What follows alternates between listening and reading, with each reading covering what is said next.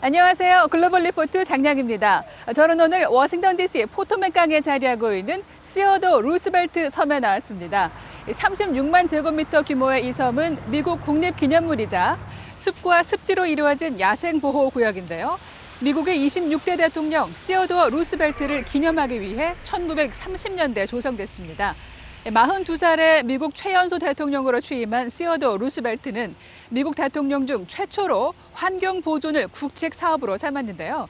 요세미티와 마리포사 산림 등을 비롯해서 미 전역에 2억 에이커에 달하는 거대한 국립공원과 야생보호구역을 지정했습니다.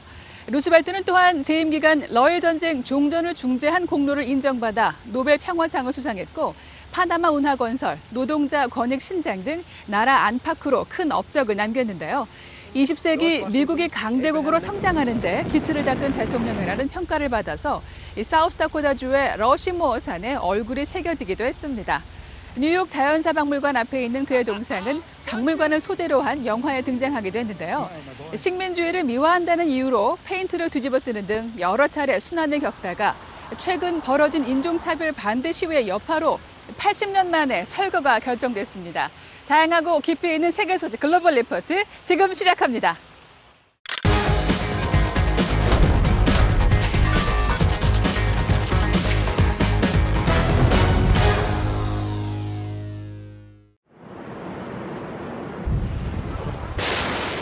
멀리서 연기가 피어오르는 모습이 보이는 순간 대형 폭발이 일어나며 현장은 전쟁터를 방불케 할 정도로 한순간에 아수라장이 됩니다.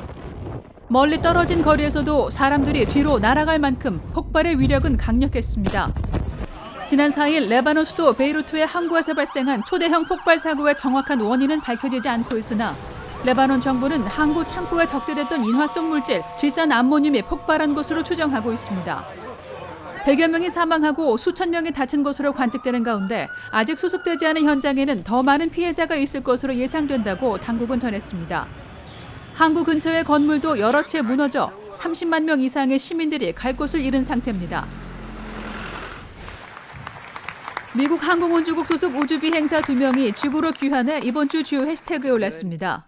미국의 민간 우주회사 스페이스X의 크루 드래건 캡슐은 지난 2일 대기권 진입 후 4개의 대형 낙하산을 타고 바다에 착수했는데요. 이들은 5월 30일 우주로 날아가 국제우주정거장에 2달간 머물며 임무를 수행했습니다. 또 미국 우주 비행사들이 육지가 아닌 바다로 귀환한 것은 1975년 이후 처음입니다. 지구촌 곳곳에 기상재해가 잇따르고 있어 이번 주 주요 해시태그에 올랐습니다. 2달째 계속되는 폭우와 홍수로 중국에서는 5천만 명이 넘는 수재민이 발생한 데 이어 한국과 일본 등 아시아 각국에 물난리가 발생했는데요. 반면 유럽에선 폭염이 이어져 스페인 북부 산세바스티안의 낮 기온이 섭씨 42도까지 올라 지역 관측사상 가장 더운 날로 기록되기도 했습니다. 미국 동부 해안에선 허리케인급 위력의 열대성 폭풍이 강한 비바람을 뿌려 막대한 피해를 줬고 캘리포니아 남부에선 커다란 산불이 일어나 주민 약 8천 명이 대피하기도 했습니다. 호주 빅토리아주 멜버른시가 코로나 확산을 막기 위한 재난 사태를 선포했습니다. 이에 따라 지난 2일부터 멜버른 시민들의 야간 통행이 금지됐고 낮에도 필수 외출 외에는 활동 폭이 제한됐는데요.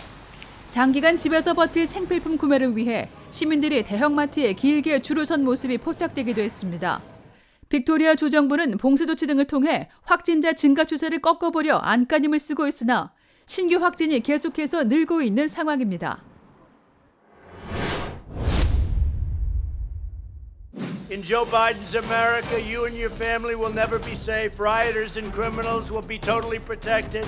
Law-abiding citizens will be totally disarmed. He's shown that he can't beat the pandemic and keep you safe. He can't turn the economy around and get America back to work. 2020년 미국 대통령 선거가 어느덧 석 달도 채 남지 않은 가운데 후보들의 움직임도 바빠지고 있습니다. 공화당 후보인 도널드 트럼프 대통령은 연일 정책 홍보를 이어가고 있고 민주당 후보인 조 바이든 전 부통령은 러닝메이트 최종 지명을 목전에 두고 있는데요. 클릭 글로벌 이슈 오늘은 대선 후보들의 지지율과 향후 전략을 살펴보겠습니다. 지난 한 달 동안 주요 여론조사를 종합해보면 민주당의 바이든 후보가 트럼프 대통령을 약 10%포인트가량 앞서고 있습니다. 하지만 2016년 대선에서 경험했듯이 전국적인 여론조사는 그 한계가 있는데요. 주요 경합주, 즉 스윙 스테이트의 지지율을 봐야 표심을 읽을 수 있다고 전문가들은 말합니다. 캘리포니아, 텍사스처럼 선거인단 규모는 커도 지지 성향이 거의 일정한 일부 주들과 달리 선거 때마다 인물이나 정책에 따라 결과가 달라지는 스윙 스테이트가 대선 결과에 중대한 영향을 미쳐왔는데요. 전문가들은 특히 펜실베이니아, 미시간, 그리고 위스콘신 3개 주를 주목합니다. 오데오 주변 공업 중심 지역, 이른바 러스트벨트를 대표하는 곳들이죠. 7월 30일 프랭클린 앤 마셜 칼리지의 조사에 따르면 펜실베이니아주에서는 바이든 후보가 트럼프 대통령을 앞서고 있는데요. 펜실베이니아는 2016년 트럼프가 힐러리 클린턴을 근소한 차이로 이긴 곳입니다. 또 다른 격전지 미시간과 위스콘신에서도 바이든 후보가 앞서고 있는 걸로 조사됐는데요. 한 조사에 따르면 유권자들은 오늘날 직면한 가장 심각한 이슈로 신종 코로나 바이러스, 정치권, 그리고 실직 문제를 꼽았습니다. 이에 현상 유지보다는 변화를 바라는 민심이 야당 후보에 대한 지지로 이어졌다는 분석이 나옵니다. A part of the message he's communicating, which is that our nation has to heal, we have to unify, we have to overcome these bitter divisions. 트럼프 대통령 캠프는 열세를 만회하기 위해 메시지를 전하는 데 집중하고 있습니다. 포틀랜드 소요 사태에 연방 요원들을 투입하고 중국에 대해 강경한 정책을 포고하는 등 법과 질서의 수호자 이미지를 강조하는데요. 또 코로나 방역을 위해 7개 주가 시행 예정인 우편 투표에 부정 소지가 있다며 금지할 뜻이 있음을 연일 내비칩니다. 반면 바이든 후보는 아직까지 큰 유세나 홍보 행사를 하지 않고 곧 있을 부통령 러닝메이트 지명 전까지 눈에 띄지 않는 전략을 이어가는 걸로 보입니다. When an incumbent president's on the ballot, the election is usually a referendum on that person. Now, I think that the president really wants to make this election more of a choice between him and Joe Biden. 그러나 지난 선거에서 트럼프 대통령은 거의 모든 여론조사와 언론의 예상을 깨고 대통령에 당선된 바 있는 만큼 뚜껑을 열어보기 전까지는 어떤 결과도 장담하기 어려운데요. 과연 오는 11월 3일 어떤 후보가 미 국민의 선택을 받을지 온 세계가 관심을 갖고 지켜보고 있습니다.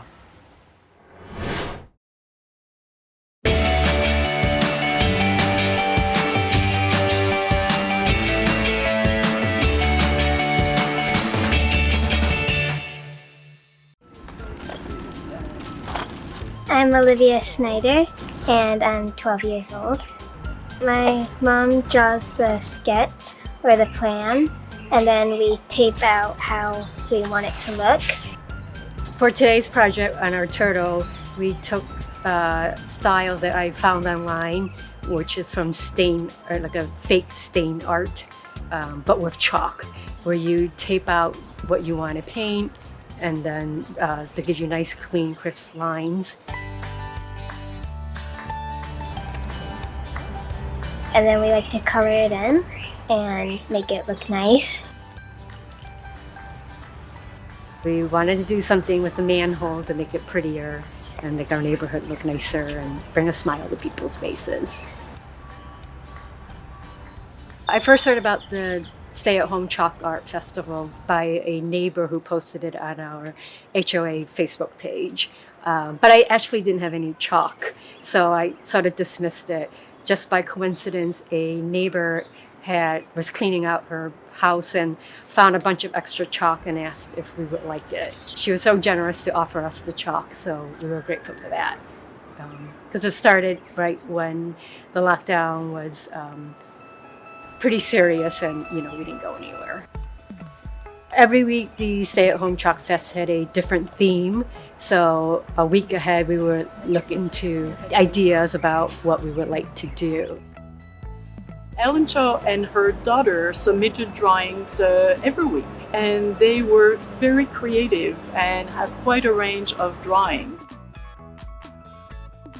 So we received drawings that really range from kids or parents and kids teaming up to create drawings, as well as professional artists who also submitted stunning drawings. We had participants also from California and from Mexico, in addition to artists from this area. So it really was an event that went beyond the territory of wrestling.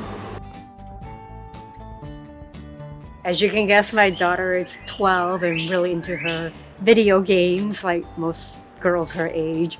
And so this is a nice, the chalk art was a nice break from the video games or screen time. And I did like collaborating with her and everything from starting the research and brainstorming ideas all the way to the finished product. We had a lot of positive response from friends. One even saying that they saw something and said, "Thank you, I really needed that today." So that made us really happy that we can spread some joy during this time.